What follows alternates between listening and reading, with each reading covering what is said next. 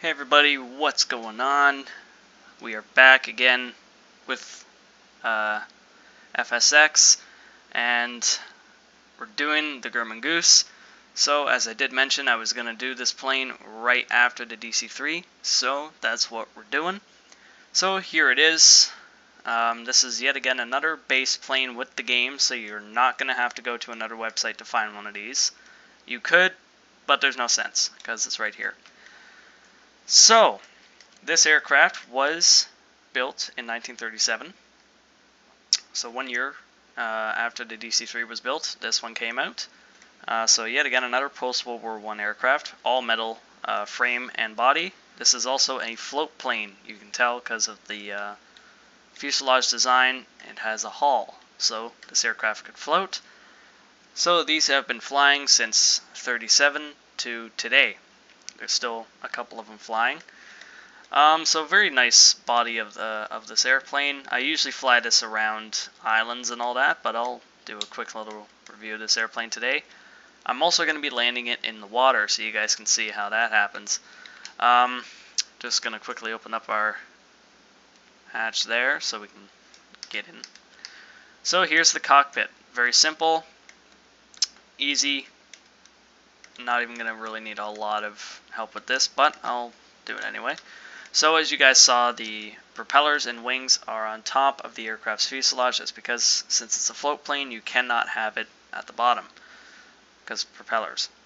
So before we get the aircraft started, I'm going to do a little background history of the plane so you guys know what we are flying today.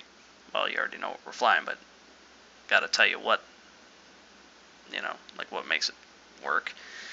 So, the airplane had a crew of 1 to 3 people, a pilot, co-pilot, and a radio guy who would be sitting behind that door for World War II and Korea and cold. It could seat up to about 5 to 7 people. Some of these airplanes were used for cargo purposes and others for civil transport. So the aircraft was about 39.6 feet long, had a wingspan of about 49 feet, stood about 16.2 feet tall.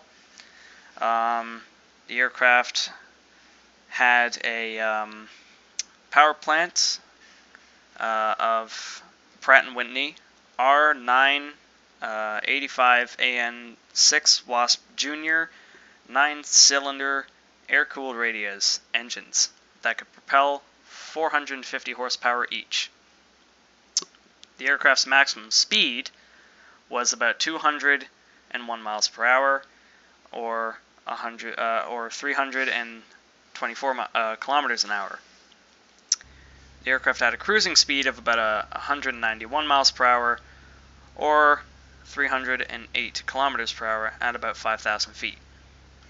The aircraft could go about 640 miles, or 1,030 kilometers, which is pretty good. It's not bad. It had a service ceiling of about 21,300 feet, or about 6,494 meters.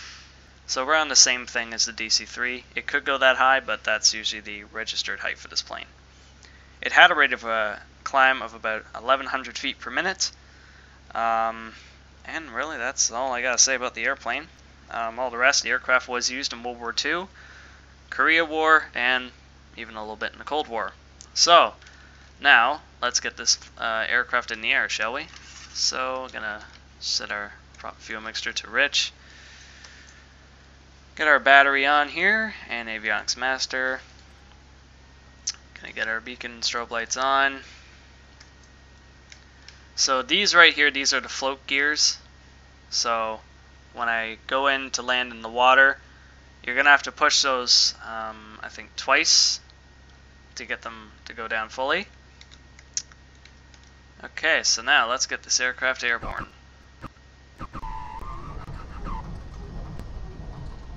Oh yeah, whoops. I always mess up on the magnetos sometimes. It's a bit confusing because you can't really see them as well. Okay, here we go. Engine number 1 starting right up. And engine number 2. Okay, perfect. So, let's get this plane in the air. So it is a trail dragger aircraft, and you can also taxi with it. Yippee! also going to close our hatch there. I'm not going to forget about that again. Okay, so it's a very simple takeoff procedure in this plane. Set your throttle to about 50 just to get those engines a bit warm. Watch your oil temperature and RPM, and then you can finally boost it up. Takeoffs are very, very short for this plane, mainly because it's not that heavy. It's a very light aircraft. Landing gear coming up.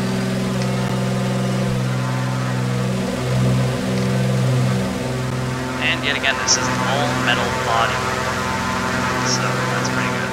I think it's like an all-metal aluminum frame that this aircraft has. You can kind of tell. It's more sleek and smoother looking than a Ford Tri-Motor or any of the other all-metal aircrafts that I did a review on. So it is pretty loud, yeah, so if you can't hear me, I apologize for that, but you know what, blame the engines, but that's okay. So, what would I rate this plane? I know it's quick, but I'd probably say about a solid 9 out of 10.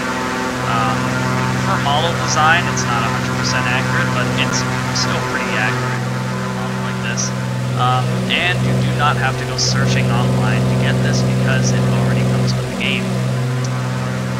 And it's a very smooth plane to fly. I wouldn't fly this before the DC-3, I'd fly this after you try the DC-3 first, so you can get a hang of these. This airplane is a bit more interesting to master than the DC-3 because it's lighter, but it still handles just as good. Okay, so we're going to land in the Hamilton Bay, which will be right there. It might not look like the aircraft will do it because the bay's short, but it totally can. So I'm just going to cut my throttle down to about 25. It's totally fine.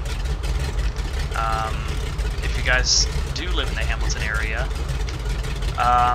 the Bayfront is home to the HMCS Hideout, which is the last tribal class destroyer remaining on this planet.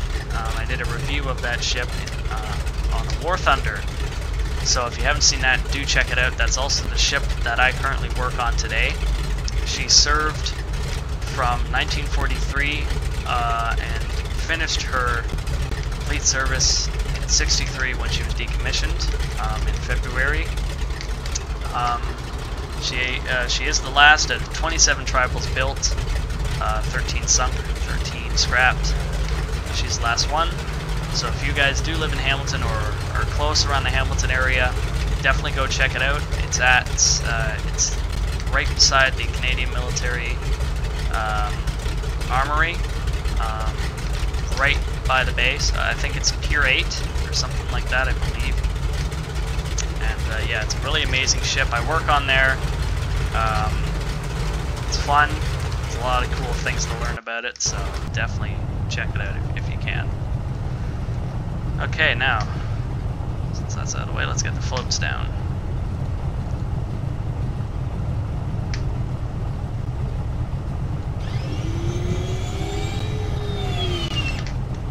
Okay, so now that the floats are coming down, I can now decrease the throttle a bit more.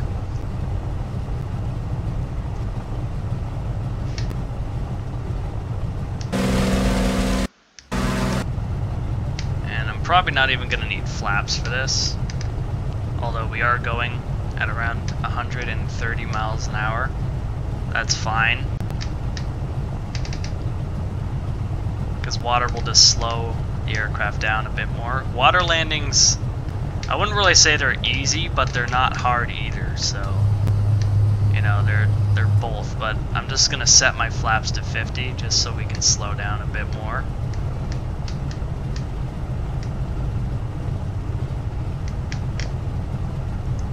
And then I can just raise them, and then we'll just touch down. Ooh, that was rough. You wouldn't want to land like that. Okay. Now, your brakes aren't going to work for this, so you're just going to have to let the plane slow itself down, which is fine. Do some maneuvers to kind of help slow it down a little bit, but water will eventually slow the aircraft down, as you can see right there, and we'll just stop. But you can fully kind of control the airplane in the water, just like if it was a boat. It's not going to handle like a real boat, but it's close enough, you know. So we're only going about 20 miles an hour. The airplane will eventually completely slow down. Yeah, see, because when I apply brakes, it's not going to do anything. So the water is basically just your brakes.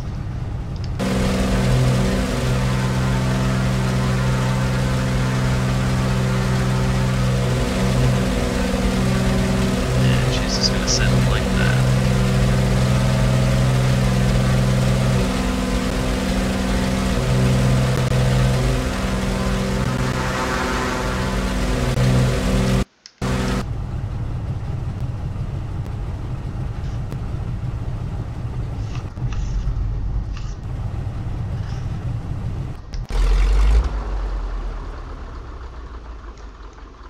And there you go. So that's your water landing. So very, very simple. Yeah, I think I can just end the video here then, I guess. You know. So, just to turn the airplane off, I did forget to turn everything off, so I left the generators on, but that's fine. I'm going to turn off the magneto switches here. Like so. You can leave your floats down. Navi lights and beacon, turn those off. And battery is off.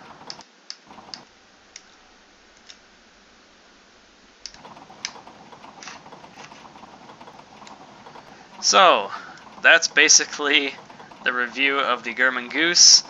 I hope you guys did enjoy this. If you did, be sure to leave a like, hit the subscribe button, and turn those post notifications on so you do not miss out on any new videos coming out. And I will see if I can find any other aircraft that I can do around this time era. I know for a fact that the Piper Cub is a 1930s aircraft, so I'll probably be doing that next, and then up from there. But yeah, if you guys enjoyed this, thank you for watching, and I will definitely catch you guys on the flip side. Take care.